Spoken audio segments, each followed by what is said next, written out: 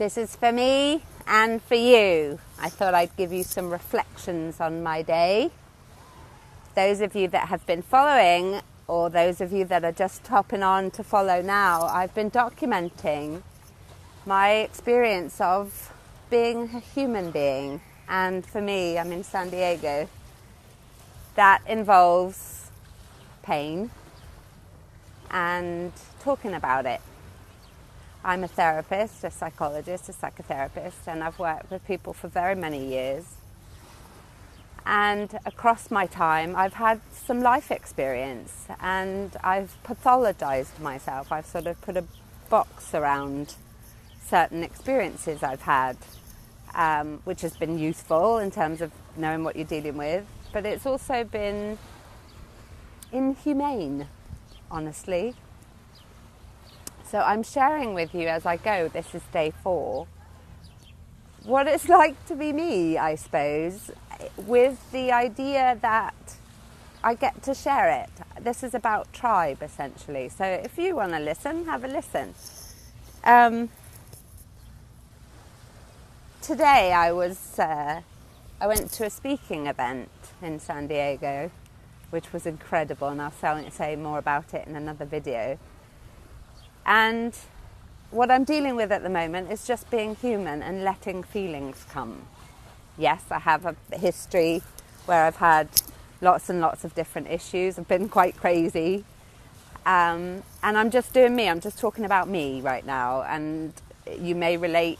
It may be inspiring. It may be horrible. You may not like it, whatever. But my intention here is just to talk truth to bullshit, essentially, which is, so today is day 4 of me vlogging about this.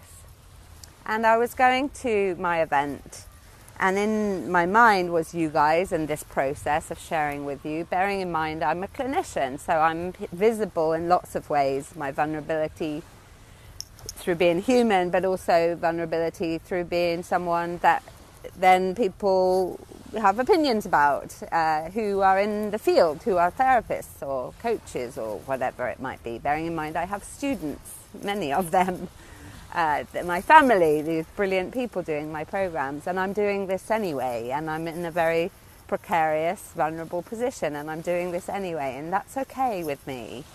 What's equally okay with me progressively is being emotional. So I was walking into town today and I was thinking about, somebody calling me that's very close to me when they saw video one, I don't know, let's see, put a 2 in the box if you saw video 1, which was me in the blue top, and I was crying and just telling you where I was, basically. And again, to premise, the intention of this is just to share humanity in action.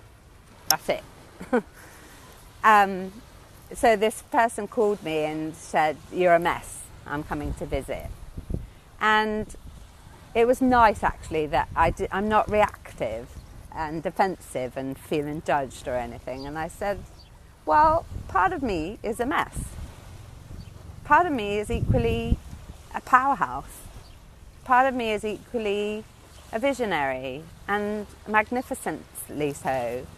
Part of me is a woman, part of me is an intellectual, part of me is a F-up, There's all parts of me, and what I'm doing in this process is talking to all parts of me.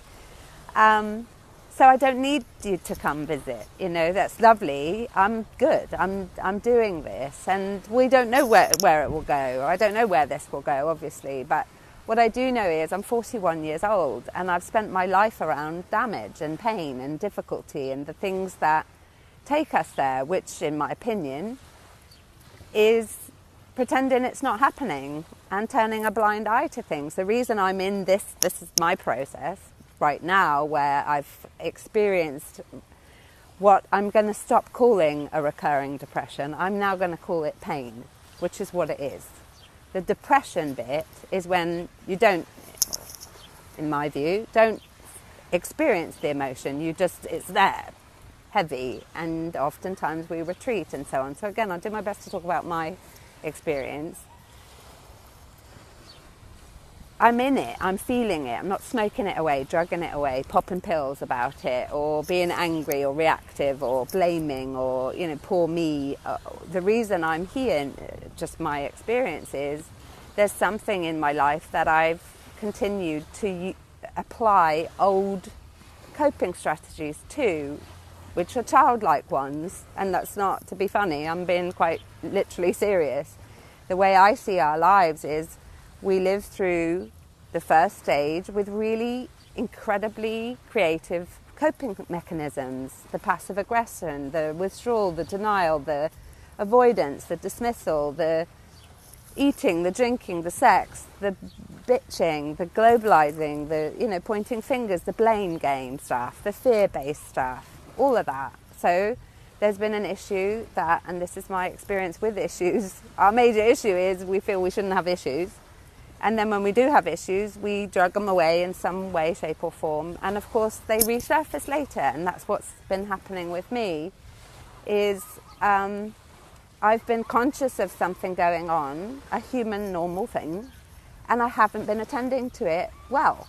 I've been attending to it, but I haven't been nailing it. I've just been coping with it because that's what I've been trained to do, is we, as kids growing up, we see what's in our environment, we get creative about how we stay sane in that, and we deal with it, rather than what I feel happens in adulthood for a lot of people is we get challenged to look at, is survival good enough?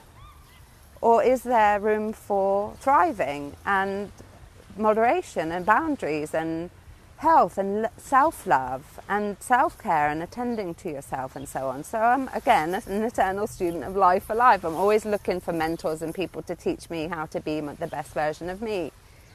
So I was thinking about this call with somebody, and I was going through town on the way to the event, and I was crying, I was tearing up. And I just thought, Poppy, just let it come. I'm not smoking cigarettes as well, generally speaking. Which I was a smoker since I was 10 years old. So that's brilliant. Oh, wow, how creative. It's meditation, in my opinion. It's also a huge act of self-loathing and hatred, murderously so, toxic stuff. So, when you do toxic stuff, you attract toxic stuff, and that's just part of the course. So in not sort of using all of the mechanisms that I accumulated across my life, I don't do any of the stuff anymore. I'm a very healthy person for the most part.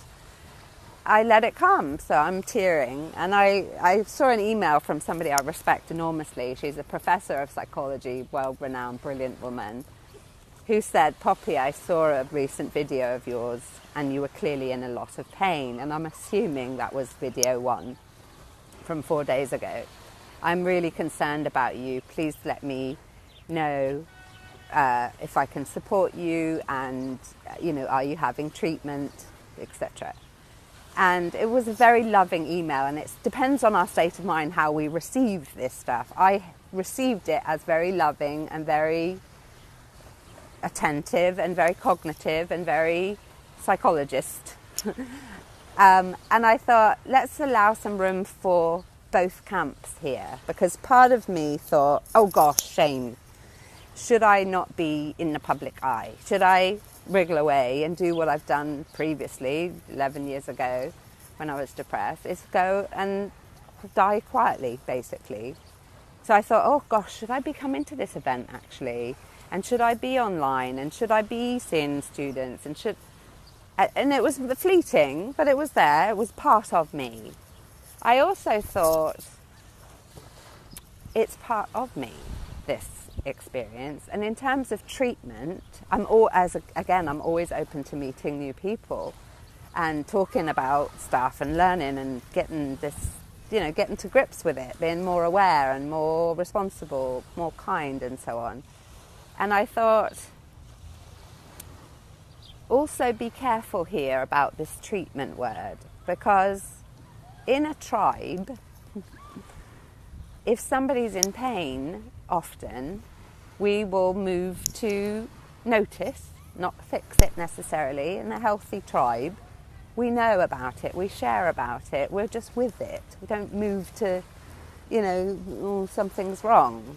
We accept it as part of the whole of a person. It's happening, it's a something, it's a birthing, it's a something's going on with this person, rather than control and push it away and so on.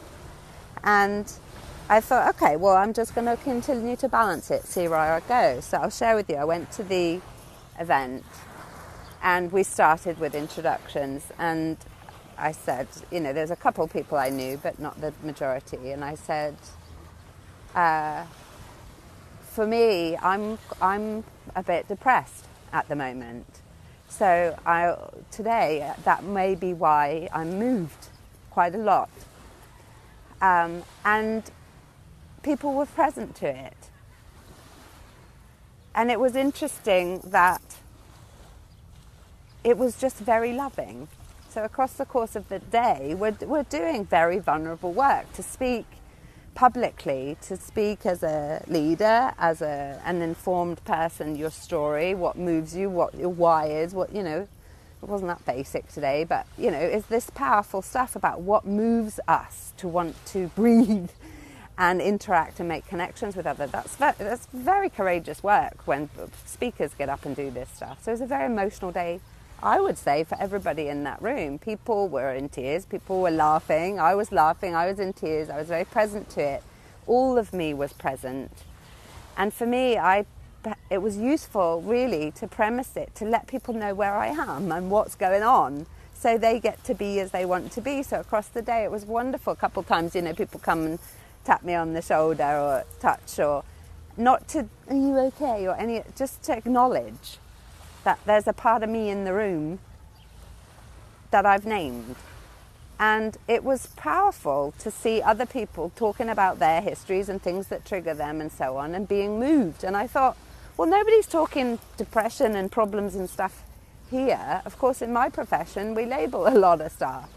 This is painful stuff, and a lot of people are in difficulty. I think I'm keen on the idea of it's just all here, all of it, part of it. It doesn't necessarily serve to just identify with one bit. And I think this might be where we get a lot of this stuff a little bit wrong, is either we're pushing everything away and pretending it's not happening, or we're dealing with it, short-term sort of approaches, or using tools to, medicate basically, and avoidance strategies, or we're collapsed.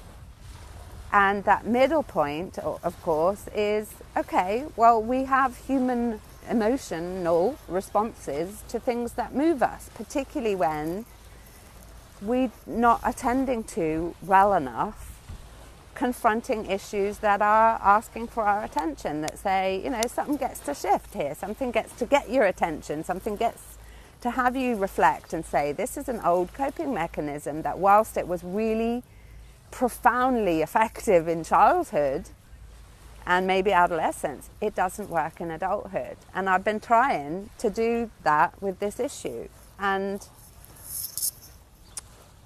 it doesn't work. So it hurts. It's equally really quite wow, because I get to move away from it. And we get to share the process, that it doesn't have to mean anything terrible. It actually can mean something incredible, which is you can function as a whole person, embracing all parts of you, doing life, without being cast aside or casting yourself aside. And as a consequence, I was with a group of people today, and it was like, this is how tribe is.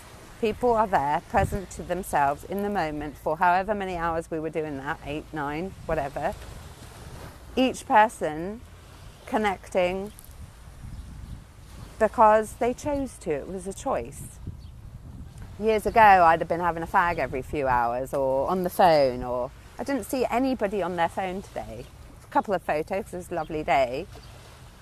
People were present, and well, including myself. So sometimes it's painful, sometimes it's exciting, sometimes it's scary, sometimes there's a lot of fear. I moved away from the fear more recently, which is what we often do with challenge, is we try to control and predict and manipulate, and then we say, oh, it's going to happen this way or that way. And of course then it does. And I've been there. I lost everything with that mentality twice. And I ain't doing that again because it's just unnecessary. What I'd like to do is go, so what gets to happen then? If you take out everything that is unhealthy, and if you take absolute responsibility, bear in mind I'm pretty responsible, but this issue I've been tolerating it. And it's not something that I get to tolerate anymore. So the world and the universe and in its glory has given me a bit of a push to say, well, you get to do something new, which I have no certainty around, which is a human need. So that makes us feel quite unstable, right? It's destabilizing. It's kind of like, oh, okay, we're going to have to learn how to get your footing a bit better. Okay, rather than attempt to fake it or drug it. So here I am doing it, and it feels pretty damn good, I have to say. And I made some beautiful friends today. I looked around today and it was like a miracle. These people are my blood now, having met these people today. Honest to goodness, it was a privilege to be with them. And likewise, and I could feel it very much, that we were all there on each other's side to say, yeah, let's do life and share with other people what we can, because of the reasons we want to. No holds barred, nothing funny. And it's interesting, there's one lady there, God love her, young woman, who said, I want to be able to cry and get in touch with emotion and come from an authentic place like a number of us have. And she starts to cry as she says this. And I said, well, you just did, my love. And she proceeds, I held her hand and we sat together, a very wonderful group. Again, this is for speaking, people coming together to be speakers. And we just sat and continued the conversation. Meanwhile, holding space for a woman in pain, people knowing that I'm having, a human experience as well, other people having their conversations. And she and I just looked at each other really lovingly, and she said, thank you. And I just kept holding her hand, and she's crying more. And I said, well, you got your wish, didn't you, my darling? She's saying, I want to be. She said, I've never cried in front of a group ever in my life before. She didn't crumble. I said, how does it feel? She said, it feels really good. Anybody hospitalizing her, drugging her, pathologizing another woman because she made a link between a really heavy issue in her adulthood now and something that happened when she was 5 years old, and this is why, she's having a block to progress in the now in a certain area of her life, and she's made the link today. So of course, really emotional to put that together. A breakthrough. There's a massive difference between identifying as a victim and identifying as a person who is experiencing emotion, and that is okay. So this is what I'm sharing with us all. I hear the soothing water behind you, says Lisa. Yes, it's beautiful, isn't it? So I just wanted to hop on today and again just document, just share with you what's going on in my world. And I invite you to do whatever you like with it. Obviously, it's with love, but I'm just saying, you know what, maybe there's another way. Because one of the things that we were talking about today, people were talking about really what their vision is and their mission is in life. And to me, we all had exactly the same one, which is essentially to talk to the fact that we're all talking about this. We're all talking about the fact that the way we do our culture doesn't work. It causes pain and resentment and addiction and illness and death and anger and hatred and disconnect and separation and judgment. It cripples us. We're emotional cripples, in many regards. And yet there's so much love available because we all have it. We all want the same thing. We all want the connect. We all crave it. We all talk about authenticity and so on. But we can't do that equally if we rock up to wherever places that we go in our lives, making complaints that other people don't make us feel welcome when we're not letting them know where we are. It's like, at lunchtime I sat with this woman who's a therapist, and she said, that somebody had made a comment about something just in social media about something else actually, and she said, there's often a question about whether or not clinicians, coaches and so on should practice if they're not prepared to get in touch with their own emotion. And I said, isn't it interesting, because there's also the other side, because we're all a bit buggered really. The other side is, well, if you're too in touch with emotion, then you shouldn't really be in the game. So there is this middle ground about, okay, what if we get curious about holding space for the whole lot? Because honest to goodness, in my experience, 0 to 7 years old, we're coping. We're very, very aware of our environment, going, what are the conditions here? What do I need to do to survive this? Mentally, physically, everything. And it's not to say that, all people are born into trauma. We're not, but we're born into conditions. And we perceive those conditions based on, what we're being taught. 0 to 7 years old, we've got no filter for what's okay and what's not okay. Everything that we're experiencing is as it should be. It's correct. So we fall into line. It comes back to Tony Robbins' beautiful, very powerful question of, growing up, who did you most crave love from in your environment? Who did you most crave love from? And who did you have to be? Who did you need to be? Who did you become in order to get love or connection from that person? We contort ourselves. We're chameleons. We're genius in our approaches to maneuver to environments where mum's sick or dad's absent or, siblings have needs or whatever it is. And we form personalities on the basis of that. And oftentimes we get a lot of our needs met through being the sick one or the clever one or the pretty one or whatever it is. And we take all of that beautiful stuff, genius stuff, into adulthood, and we play it out in our relationships with our boss, friends, loved ones, whatever. We're the caregiver, the people pleaser, the soother. We're over-identified as the person that does more work than everybody else, etc. And then we hit burnout because those old coping strategies that kept us sane and alive and a roof over our head don't work in adulthood because they're new people. So the boyfriend doesn't want the moody, teenager saying, you didn't text me, and this kind of stuff, acting out because that's the way she or he got attention in childhood by being, like this. In adulthood, it's not attractive, or if it is, it will be attractive to people who don't talk straight, who manipulate, who stay for the trauma and the difficulty in that kind of a way. So people tolerate it because, like attracts like. So a lot of people who've been around difficulty, they'll play together there. Misery attracts company, obviously. The familiar stuff that we do, it doesn't necessarily get us anywhere good.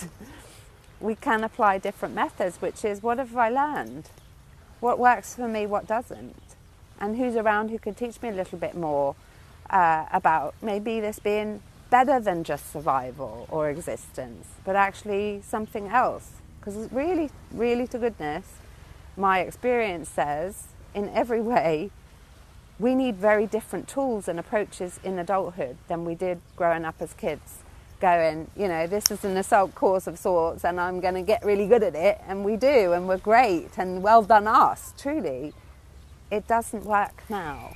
And to me, we are actually all talking about this in whatever field, wherever you go, in our own ways. In my view, we're talking about how we come up with products and approaches and ways of being and so on that attends to the fact that we're in some trouble, we're dissatisfied, we're disconnected, we're wanting better, we're pissed off, we're, not well. It's sick stuff.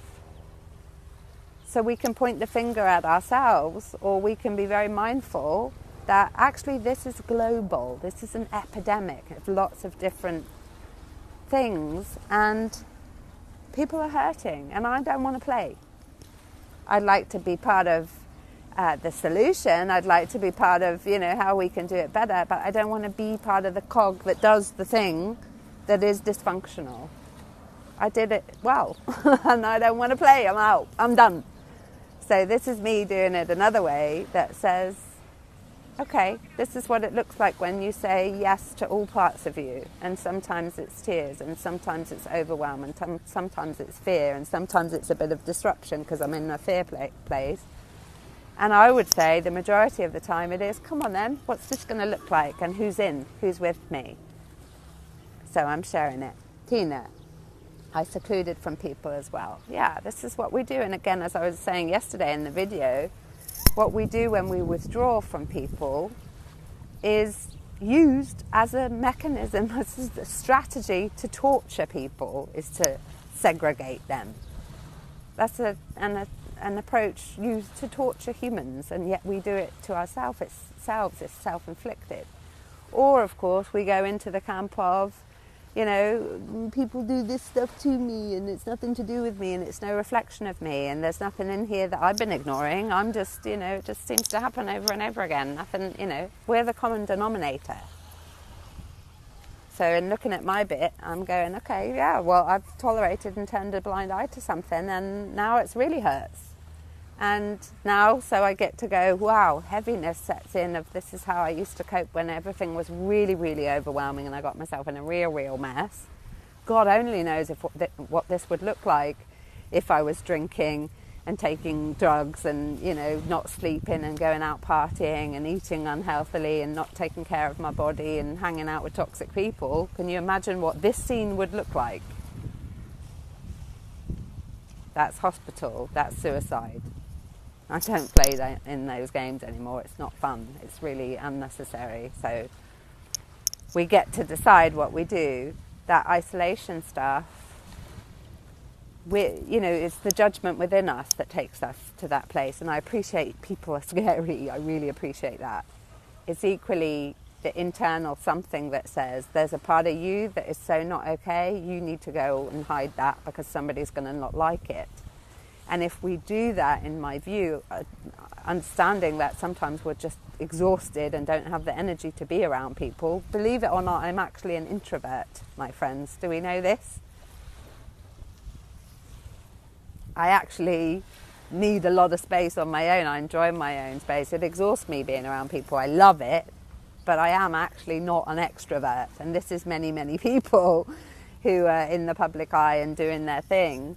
Is we are just the way that we are. When we take ourselves off and hide, there will be, because otherwise we wouldn't do it, a part of us that says, yeah, this is hide worthy. You need to be doing that in private. That's not supposed to be seen. And yet, really, if this was a tribe, we would be saying, hey, somebody would be doing the cooking, it was exactly as it was today in this group. It's just people looking at each other, smiling, nobody checking me, Poppy, are you okay?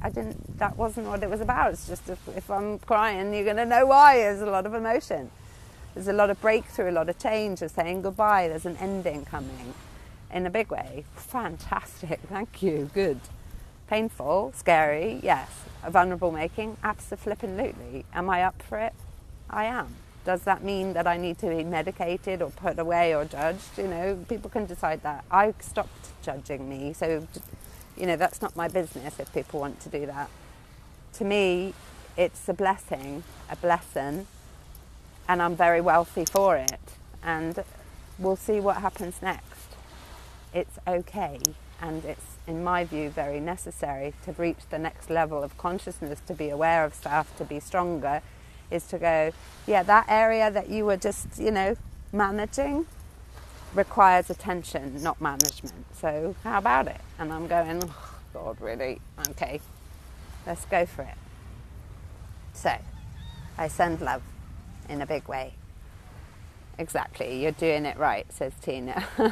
Well, let's see. It feels right, and you know, but demonstrated by how people responded to me today feels right. What I think is dangerous is to just identify with the one part and then tell myself a story about what's going to happen. Which, how could I possibly know what's going to happen? What I choose to look at is, wow, look at what happened with a group of people I didn't know.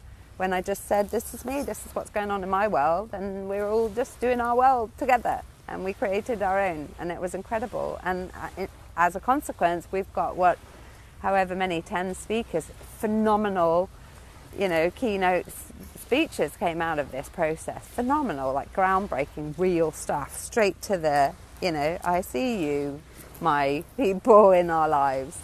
Beautiful, very beautifully coached by two people who were in their human place, talking about human things, none of this bullshit. So how wealthy, very wealthy. Good, bring it, is what I say. I love you, sweetie, says Jan. I love you too.